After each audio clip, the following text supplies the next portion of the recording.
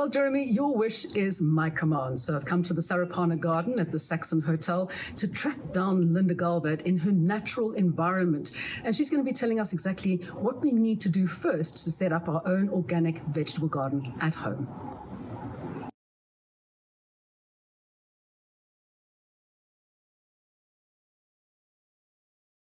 How did you get everything up here? Well, when the Saxon Hotel Villas and Spa asked me to do the garden, it was actually David Higgs, Chef David Higgs, who asked me to do this garden, and it's now serviced every single chef since then. Matthew Foxton is the chef currently, amazing chef. And originally we had to bring up the 18 tons of organic compost which we bought up a flight of stairs, which looks like a fire escape stairs. They're very, very narrow. And then subsequent to that, there was a beautiful deck that was built and a gorgeous walkway that comes up into the garden. And now that's how we bring the compost up.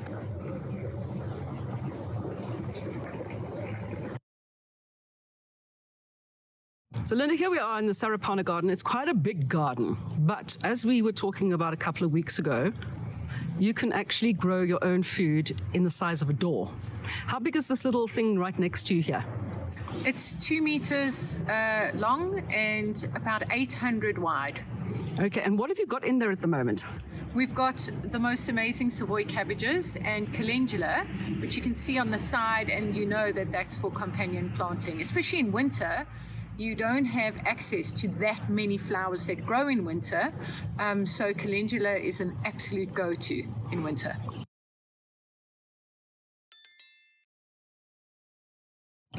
Most importantly is your soil. You've got to make sure that you've got the best possible soil. I always say to my students, you grow your soil and your soil will grow your vegetables. So soil is imperative.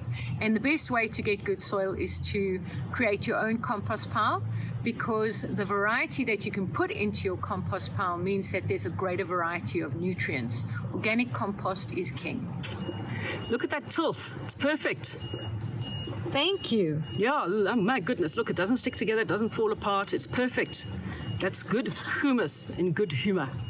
Yeah, love that. So you can actually see that there are little clods, and that's a really good sign, because that's basically created from what's exuded from the insects. You'll often see that when soil is full of worms, they make these little clods, and as you said, the tilth is really good.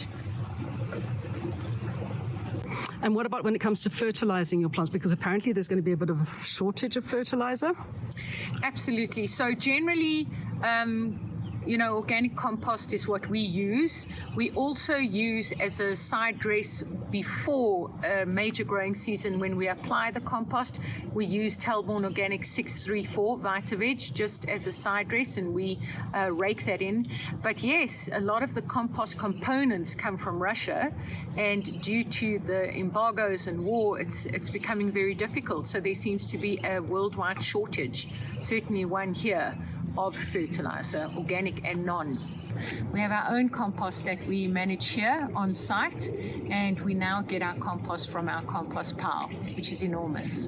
Linda, one thing that we've had leveled at us over the years is that compost is just a marketing ploy. And I must admit that when I first started, I used to think, it's just a way for them to make money in winter when there aren't that many plants around. But how important is compost when you are growing a garden of any kind, whether it be a food garden or a flower garden? I can really say that without compost, you're putting yourself you're setting yourself up for failure, because everything that lives in the soil is what gives us life, because it gives the plants life. It feeds the plants. It allows the plants to create nutrients that we then intake. So, there's that famous saying, healthy soil means healthy plants, which means healthy people.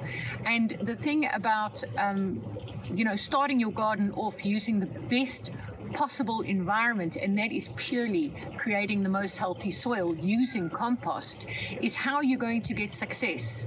If you're not going to start there, as I said, you're really setting yourself up for failure. It's imperative that you get your soil right. In fact, that is the most important thing, is to have healthy soil. So you need to actually get your soil tested if you're not quite sure about it, or if you don't know what you're doing. Because, I mean, we talk about good tilth and about healthy loam, but people sometimes don't know that they've got sandy soil or they've got clay soil. I never get soils tested because I really don't feel it's necessary.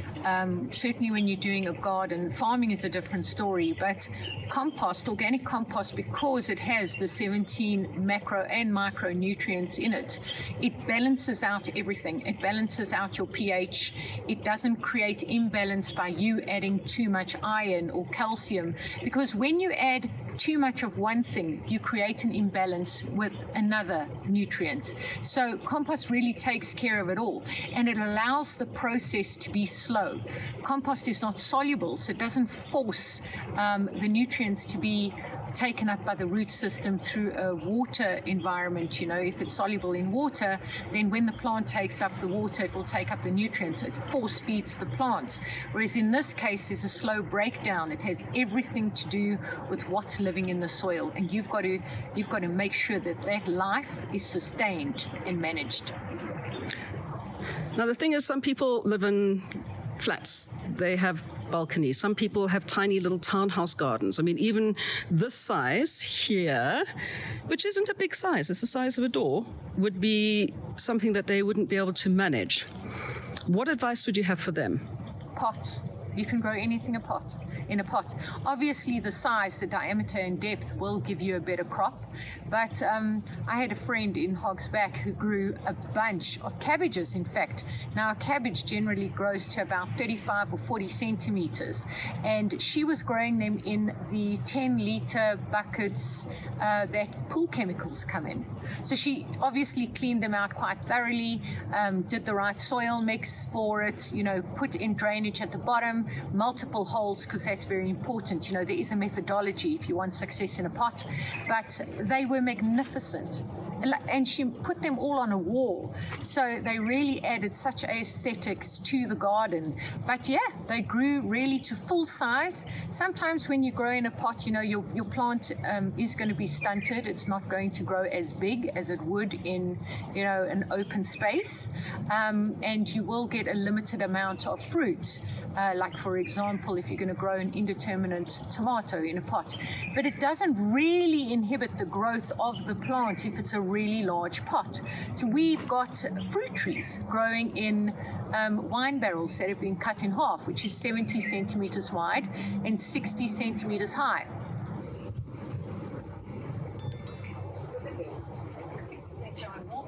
And they've been growing here for 8 years now, and they really grow successfully. We even get fruit. We get apples and pears, and now we're getting grapefruit and limes, which is fantastic. So you can really grow anything in a pot, just not a person.